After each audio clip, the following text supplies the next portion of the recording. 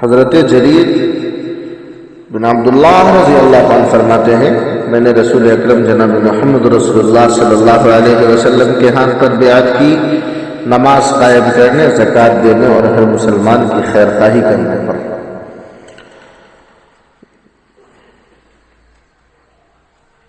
آدمی جس کے ہاتھ پر بیعت کرتا ہے دراصل وہ اس بات کا عہد کرتا ہے کہ میں پوری زندگی اس عہد کو نبھاؤں گا۔ تو حضرت جریر رضی اللہ عنہ نے حضور صلی اللہ علیہ وسلم سے 3 باتوں کا عہد کیا۔ پہلا کیا؟ نماز کو اس کے جملے شرائط کے ساتھ ادا کرنا، اور دوسرا زکوٰۃ دینا، اور تیسری بات یہ کہ اپنے مسلمان بھائیوں کے ساتھ کوئی کھوٹ کا معاملہ نہ کرنا، ان کے ساتھ رحمت، شفقت اور خیر خواہانہ معاملہ کرنا۔ اس حدیث سے واضح ہوتا ہے کہ امت مسلمہ کے افراد کو آپس میں کس طرح رہنا چاہیے۔ ایک اور حدیث ہے، رسول اکرم جناب محمد رسول اللہ صلی اللہ علیہ وسلم نے ارشاد فرمایا کہ تو مسلمانوں کو آپس میں رحم کرنے، محبت کرنے اور ایک دوسرے کی طرف جھکنے میں ایسا دیکھے گا جیسا کہ جسم کا حال ہوتا ہے کہ اگر ایک عضو کو کوئی بیماری لاحق ہوتی ہے تو سارا جسم اس کی تکلیف میں اس کا ساتھ دیتے ہیں۔ نبی صلی اللہ علیہ وسلم نے جسم کی مثال دیتے ہوئے یہ نہیں فرمایا کہ مسلمانوں کو جسم کے اعضاء کی طرح ہونا چاہیے، بلکہ مسلمانوں کی ایک مستقل اور دائمی صفت کے طور پر فرماتے ہیں کہ جب بھی تو ان کو دیکھے گا، یعنی مسلمان تجھے جہاں بھی دکھیں گے دراصل تو انہیں ایک دوسرے کے ساتھ رحمت اور شفقت سے پیش آنے والا ہی پائے گا۔ یہ ایک مستقل اور دائمی صفت فرمایا کہ ایمان والا جو ہے وہ ہوتا ہے جو آپس میں ایک دوسرے کے ساتھ رحمت اور شفقت سے پیش ہے۔ اور آج ہمارا کیا حال ہے، غور کریں۔ نبی اکرم صلی اللہ علیہ وسلم نے فرمایا کہ مسلمان کے لیے عمارت کی طرح ہے جس کا ایک حصہ دوسرے حصے کو قوت پہنچاتا ہے۔ پھر آپ صلی اللہ علیہ وسلم نے ایک ہاتھ کی انگلیوں کو دوسرے ہاتھ کی انگلیوں میں پیوست کر کے بتایا۔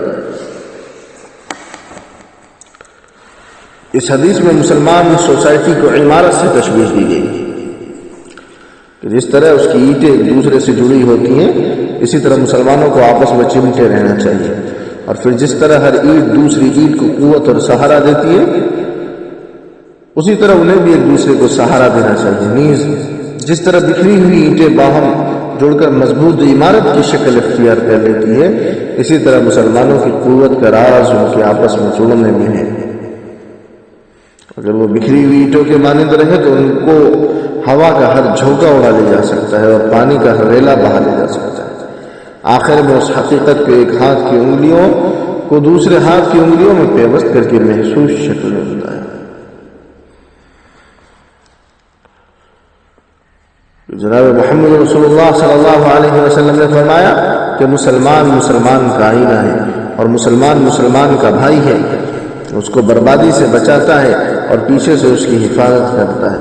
ایک مسلمان دوسرے مسلمان کے لیے آئینہ ہے، یعنی اس کی تکلیف کو اپنی تکلیف جانتا ہے، جس طرح وہ اپنی تکلیف سے تڑپتا ہے اسی طرح یہ بھی تڑپ اٹھے اور اس کو دور کرنے کے لیے بے چین ہو جائے۔ ایک دوسری حدیث کے الفاظ یہ ہیں، یعنی تم میں سے ہر ایک اپنے بھائی کا آئینہ ہے،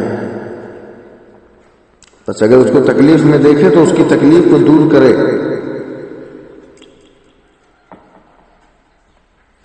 اس طرح اگر اس کے اندر کوئی کمزوری دیکھا ہے تو اسے اپنی کمزوری سمجھ کر دور کرنے کی کوشش کرے۔ اور آج ہم مسلمانوں کا کیا حال ہے، ایک دوسرے کے پیچھے پڑے ہیں۔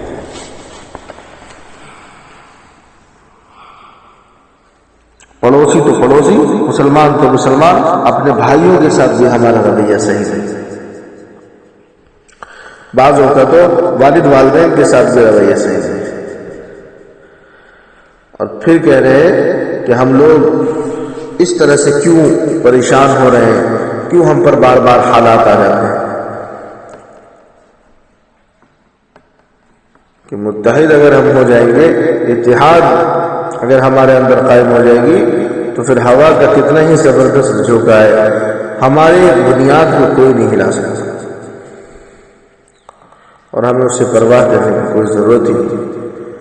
لیکن آج ہمارا حال یہ ہے کہ ہم ایک دوسرے کے پیچھے لگے ہوئے ہیں، کوئی کسی کی عزت ہی نہیں کر رہا۔ اگر کسی نے پڑوس کے کسی شخص نے ذرا سی ترقی کر لی، ہم اس کی ترقی سے نہ رہے ہیں۔ کسی کے بچے کی شادی ہو گئی، ہم سمجھ رہے ہیں کہ اس کے بچے کی شادی اتنی اچھی کیسے ہو گئی۔ کوئی اگر اچھا کھانا کھا رہا ہے، ہمارے ذہن میں فوراً یہ بات آ رہی ہے کہ ارے یہ اتنا اچھا کیسے کھا رہا ہے۔ مسلمانوں کی صفت نہیں ہے، مسلمانوں کی صفت میں نہیں ہے۔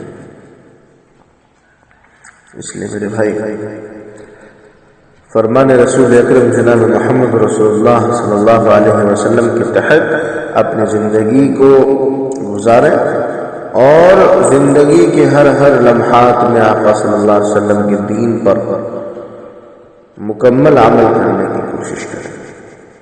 آپ صلی اللہ علیہ وسلم کے بتائے ہوئے طریقے پر اگر ہم زندگی کو گزار لیتے ہیں، اللہ ہم سے راضی ہو جائے گا۔ ہم سے پہلے صحابہ کرام رضوان اللہ تعالی علیہم اجمعین نے نبی اکرم جناب محمد رسول اللہ صلی اللہ علیہ وسلم کے زندگی کے طرز عمل پر اپنی زندگی گزار لی، اللہ پاک ان سے بھی راضی ہو جائے۔ اگر ہم اپنی زندگی گزار لیں گے، اللہ پاک ہم سے بھی راضی ہو جائے۔